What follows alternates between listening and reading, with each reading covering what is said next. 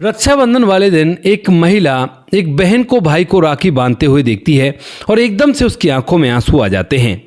वह मन ही मन सोचती है कि मेरा भी भाई मुझसे राखी बंधवाता तो कितना अच्छा रहता। लेकिन एकदम से जब वो रोती हुई सोचती है कि चलो कोई बात नहीं, भाई जब पिछले 4 साल से नहीं आया तो अब क्या आ सकता है, ऐसा सोचकर वह घर के अंदर चली जाती है।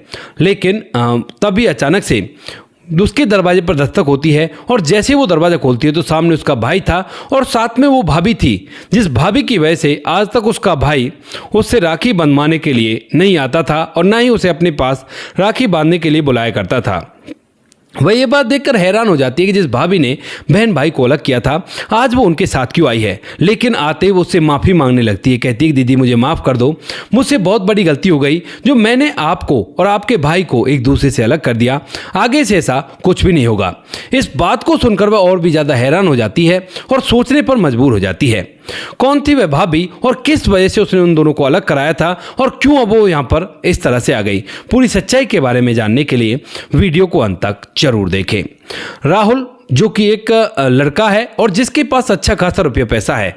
राहुल की एक बहन है जिसका नाम सुमन होता है और सुमन जो होती है उसकी शादी हो जाती है। क्योंकि सुमन बड़ी थी वो तो उसकी शादी पहले हो गई थी। सुमन की शादी के बाद वह अपने जीवन को अपने घर परिवार में बिताने लगती है और धीरे धीरे जो राहुल होता है वह भी शादी के योग्य हो जाता है। उसके बाद जो राहुल था उसके पिता नहीं थे, तो जो बहन सुमन होती है वो उसकी शादी में आती है। शादी में आने के बाद अच्छी तरह से अपने भाई के घर को बसवा देती है, यानी कि उसकी शादी करवा देती है। शादी करवाने के बाद उसकी जो पत्नी आती है उसके सभी रीति रिवाजों को निभाती है और पत्नी का नाम होता है राहुल की का अर्चना। अर्चना जो होती है जो अर्चना थी वह काफ़ी ज़्यादा खड़ूस किस्म की महिला थी, क्योंकि उसे कोई भी चीज़ सीधी तो दिखाई नहीं दिया करती थी। यानी कि अगर कोई तुमसे बात कर रहा है तो वो सोचा करती कि भाई इसको कुछ ना कुछ मतलब होगा मुझसे, इसीलिए इससे बात कर रहा है। ऐसा सोचकर उसकी सोच थी जो पूरी खराब थी। और इसीलिए यहाँ पर वह जब देखती है कि भाई ये बहन यहाँ पर आया करती है और मेरे पति का सारी चीज़ों में हाथ बटाया करती है, तो कहीं ना कहीं ऐसा हो सकता है कि ये जो मेरी ननद है ये इस प्रॉपर्टी में से हिस्सा चाहती है। इसीलिए यहाँ पर जो अर्चना होती है वह राहुल को इस बारे में भड़काने लगती है। लेकिन स्टार्टिंग में तो जो राहुल है वो इस बात से मना कर देता, कहता कि ये क्या कह रही हो तुम, हमारी बहन ऐसी नहीं है। फिर उसके बाद वो दूसरा तरीका सोचती है और दूसरे तरीके के तहत जब एक शादी के बाद, यानी कि अर्चना की जब शादी हुई थी राहुल से, तो उसके बाद पहला रक्षाबंधन आता है तो सुमन जो होती है वो राखी बांधने के लिए आती है। लेकिन वहीं पर कुछ ऐसी बात हो जाती है कि वो राखी तो बांध देती है, लेकिन भैया जो होता है वो उसके जो पत्नी थी यानी कि जो भाभी थी उससे कुछ ऐसी बात कह देती है कि जिसके बाद दोनों के दोनों ननद और भाभी के अंदर लड़ाई हो जाती है दोनों में। और लड़ाई कुछ इस कदर बढ़ जाती है, यानी कि भाभी ने उस लड़ाई को बढ़ाया था, तो इसी वजह से वह कहने लगती है अपने पति से कि या तो इस घर में मैं रहूँगी या ये रहेगी। अगर मुझे घर के अंदर रखना है तो आज के बाद मैं इस घर में कदम भी नहीं रखूँगी और मैं यहाँ से जा रही हूँ। इस बात को सुनते ही यहाँ पर जो अर्चना की ननद होती है सुमन, वह सोचने लगती है कि मेरी वजह से मेरे भाई का घर उजड़ेगा। तो इसी वजह से वो कहती कि अरे तू तो यहाँ पर रहे, ये तो तेरा घर है, मैं ही चली जाती हूँ यहाँ से, मैं ही तो खटक रही हूँ तेरे। ऐसा कहकर जो सुमन होती है वह यहाँ से चली जाती है। इसके बाद जो सुमन है वो तो चली गई थी, लेकिन इसके बाद जो लड़की होती है अर्चना, यानी जो दुल्हन थी उस घर की बहू, वह कहने लगती है कि देखो जी अब इसने मुझसे ये कहा है और मैं तो इसका मुंह देखना नहीं चाहती, और अगर आपने भी इससे कुछ ताल्लुकात रखा तो मैं ये घर छोड़कर चली जाऊंगी। इस बात को सुनकर जो राहुल होता है वो एकदम से हैरान हो जाता है, क्योंकि वो बड़ा ही सीधा साधा है, उसे ज़्यादा कोई इधर उधर की बातों से मतलब नहीं है। जो बहन कह दिया करती वो भी मान लिया करता, जो पत्नी कह दिया करती वो भी मान लिया करता। और उसके बाद यहाँ पर जब बहन कहती है तो एक बार तो वो कहता है कि क्यों वो मेरी बहन नहीं है, यानी जो पत्नी कहती है। तो उसके बाद जो अर्चना होती है वो कहती है कि ठीक है बहन है, मैं का मना कर रही हूँ, आप चले जाना बेशक से, और अगर आप इससे मिले तो मैं इस घर में नहीं रहूँगी। इस बात को सुनकर जो राहुल है वो थोड़ी देर तक सोचता है और माँ की तरफ देखता है। माँ कहता है कि बेटा जैसा कह रही है वैसा मान लेते हैं। यहाँ पर इस बात को सुनकर जो राहुल होता है वो कह देता है कि ठीक है नहीं मैं आऊँगा मिलने के लिए। धीरे धीरे समय बीतता और समय के साथ साथ इन बातों को लगभग 4 साल हो जाते हैं और 4 साल तक ना तो भाई ने कभी बहन से बात की थी, ना बहन ने कभी भाई से बात की थी, और ये दोनों एक दूसरे से पूरी तरह से अलग हो चुके थे। 4 सालों के अंदर जितने भी रक्षाबंधन, यानी कि 4 रक्षाबंधन उसके बाद निकल चुके हैं, उन चारों रक्षाबंधनों पर एक बार रक्षाबंधन पर भी जो भाई है ना तो वो बहन से राखी बंधवाने के लिए आया है और ना ही बहन की हिम्मत हिम्मत हुई है कि वह अब राखी बांधने के लिए अपने भाई के पास चली जाए। लेकिन यहाँ पर जो बहन होती है, जब भी रक्षाबंधन पर दूसरों को अपने भाइयों को राखी बांधता हुआ देखा करती है तो उसकी आंखों में आंसू जरूर आ जाते हैं। अब 4 रक्षाबंधन तो निकल जाते हैं, क्योंकि जो उसकी पत्नी अर्चना थी उसको लेने के लिए उसका भाई आ जाया करता था और वही छोड़कर चला जाया करता था। लेकिन 4 के बाद जब 5वां रक्षाबंधन आता है तो 5वें रक्षाबंधन पर जो पत्नी अर्चना होती है वो कहने लगती है कि चलो तुम ना मुझे अपने साथ ले चलो और मैं अपने भाइयों को राखी बांधना चाहती हूँ। इस बात को सुनकर जो राहुल है वो कहता है कि ठीक है चलते हैं, कोई दिक्कत नहीं है। और उसके बाद जो राहुल होता है वह अर्चना को लेकर उसके मायके पहुंच जाता है। वहां पर जाने के बाद सभी लोग इकट्ठा थे और वहीं पर उसके सामने ही बहन अपने भाई को राखी बांध रही थी। और राखी बांधते वक्त जो भाई होता है वो कुछ बचपन की ऐसी बातें छेड़ देता है जिन्हें सुनकर जो पति होता है अर्चना का, उसके मन में ढेर सारे विचार विमर्श होने लगते हैं और वह सोचने लगता है कि यार ये सब बातें तो मेरी बहन और मेरे जीवन की भी हैं, अगर हम लोग भी राखी बांधते तो कितना अच्छा होता। ऐसा सोचकर वह एकदम से कहने लगता अपनी पत्नी से कि ठीक है जल्दी से राखी बांध लो, फिर मुझे भी जाना अपनी बहन से राखी बंधवाने के लिए। इस बात को सुनते ही यहाँ पर जो अर्चना है वह एकदम से अपनी माँ और अपनी बहन जो कुछ भी उसकी आई थी और भाभी जो थी उनके सामने बड़ाई मारते हुए कहने लगती है कि क्यों जाना है, तुम्हें बताया नहीं है क्या? अगर तुम अपनी बहन के पास गए तो उसके बाद मैं तुम्हारा घर छोड़ दूंगी और मैं तुम्हारे साथ बिल्कुल भी नहीं रहूंगी। अब तक बच्चा भी हो गया था और वो बच्चे की भी धमकी देती है कि बच्चे को मैं अपने पास ही रखूंगी। इस बात को सुनते ही यहाँ पर जो अर्चना के माता पिता होते हैं और उसके जो भाभी होती हैं वो सभी की सभी एकदम से हैरान हो जाती हैं, क्योंकि उन्हें नहीं पता कि इनकी ननद इनके घर आया करती है या नहीं आया करती।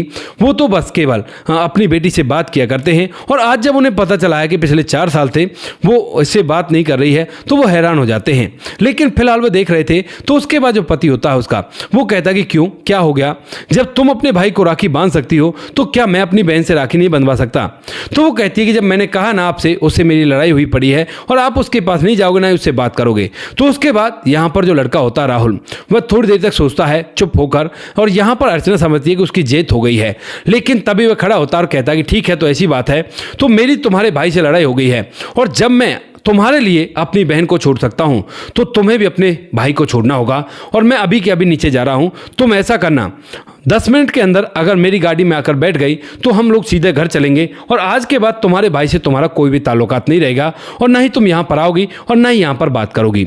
और अगर नहीं आई तो मैं तुम्हें छोड़कर जा रहा हूँ, क्योंकि अगर तुम्हें पति चाहिए तो तुम फौरन से आ जाना 10 मिनट के अंदर, वो अगर नहीं चाहिए तो बेशक से मत आना, मैं अपने आप यहाँ से चला जाऊँगा और जैसे मैं रहूँगा वैसे अपने आप रह लूँगा। ऐसा कहकर जो राहुल होता है वह नीचे उतर जाता है और उतरने के बाद सीधा अपनी गाड़ी में जाकर बैठकर गाड़ी को स्टार्ट कर लेता है। गाड़ी लगाकर वह 10 मिनट का वेट कर रहा था, लेकिन जैसे ही 9 मिनट और 45 सेकंड होते हैं तो उससे पहले ही जो अर्चना होती है वह उसके पास आकर गाड़ी में बैठ जाती है और कहती है कि जल्दी चलो, दीदी के पास चलते हैं राखी बंधवाने के लिए।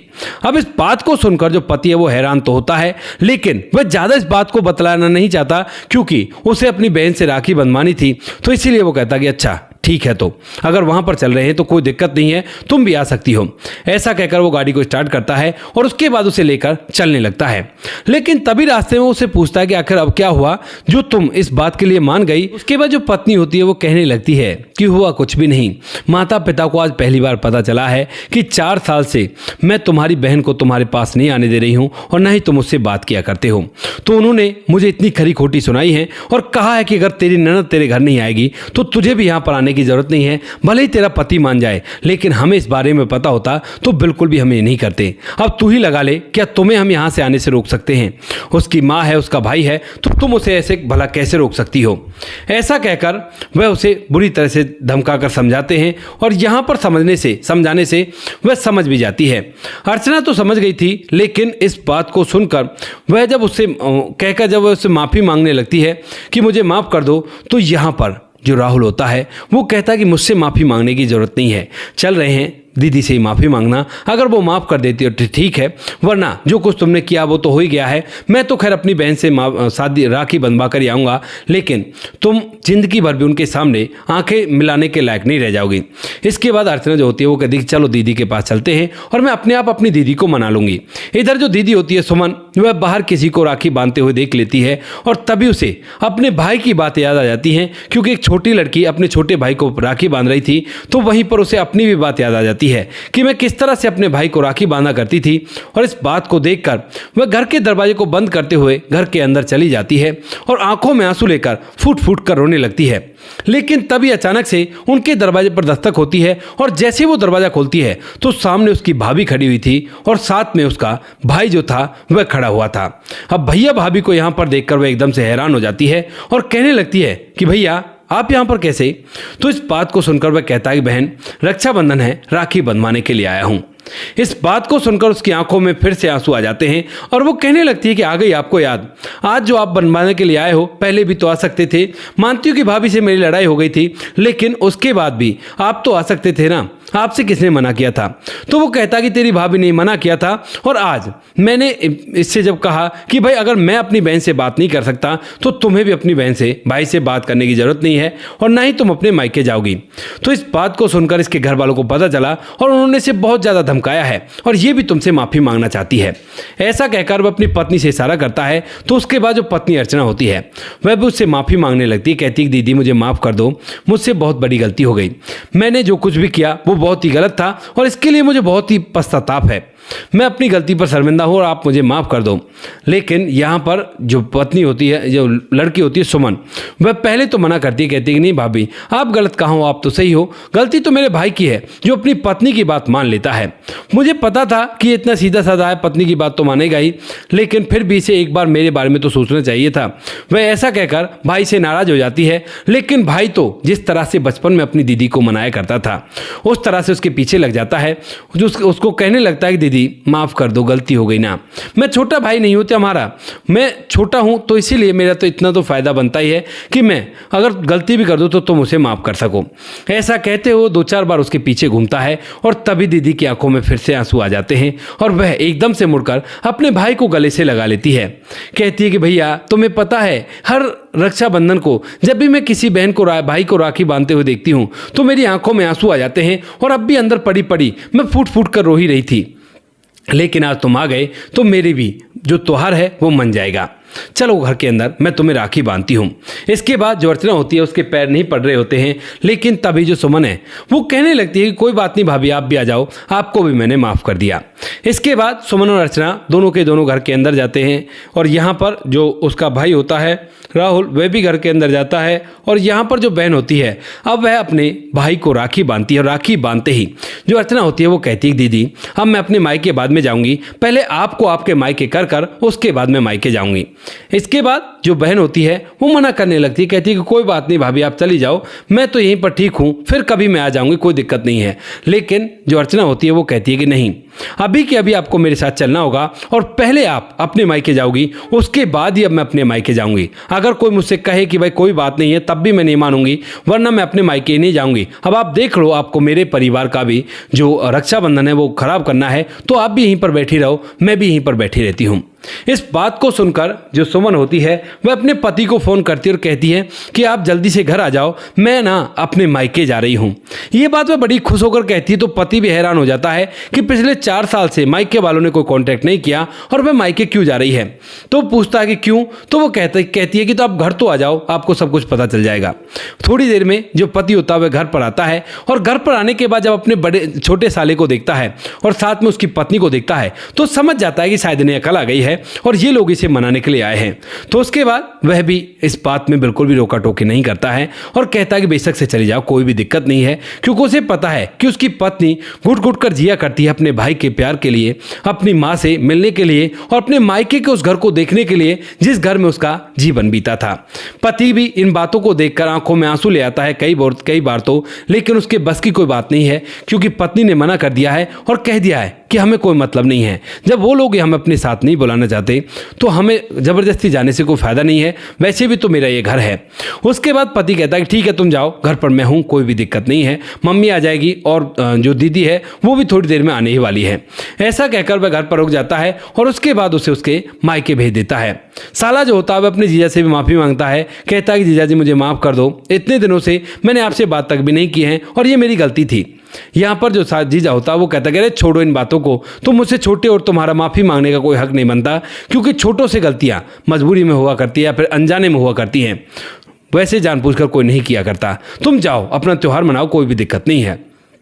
इसके बाद जो राहुल होता है वो अपनी बहन को सुमन को लेकर अपने साथ आज 4 साल बाद अपने घर में घुसता है। और वहाँ पर आने के बाद जैसे ही सुमन को उसकी माँ देखती है तो वह हैरान हो जाती है, क्योंकि उसकी बहू और साथ में उसकी बेटी और साथ में उसका बेटा तीनों के तीनों एक साथ चले हुए आ रहे हैं। वह अपनी आंखों को मींट कर देखने लगती है कि कहीं ये सपना तो नहीं, लेकिन तभी अचानक से वह उसके पास पहुंच जाती है सुमन और एकदम से उसके गले से लगा लेती है। कहती है कि नहीं माँ, सपना नहीं है, ये हकीकत है। इसके बाद वो भी हैरान होती है और जब उसे पूरी बात बताई जाती है तो यहाँ पर जो सुमन की माँ होती है वह कहने लगती है कि धन्य है वो माँ जिसने तुम्हें जन्म दिया है अर्चना से कहने लगती है, क्योंकि तुम्हारी माँ के से संस्कार अगर हर माँ के हो जाएं तो किसी भी बच्चे का घर ना बिगड़े। अगर ऐसी ही बात थी तो मुझे तो पता ही नहीं था, वरना मैं पहले ही तुम्हारी माँ को ये सारी बातें बता देती। यहाँ पर आज तक भी वो परिवार एक साथ रहा करता, क्योंकि उस दिन जो सुमन है वो उस घर में ठहर गई थी और उसकी जो भाभी थी वह वहाँ से अपने मायके जाकर वहाँ पर त्यौहार मनाती, अपने भैया को बुलाकर उसने वहाँ पर पहुँच गई थी। और जो राहुल था वह अपने घर में ही रहता है, क्योंकि रक्षाबंधन का त्यौहार तो घर पर ही मनाया जाया करता है और बहनें ही अपने भाइयों के पास जाया करती हैं। तो ऐसा ही होता है, वो रक्षाबंधन उनका ऐसा आता है। उस दिन के बाद से अब तक लगभग 4 रक्षाबंधन और निकल चुके हैं, लेकिन अभी तक ननद भाभी के अंदर कोई भी लड़ाई नहीं हुई है।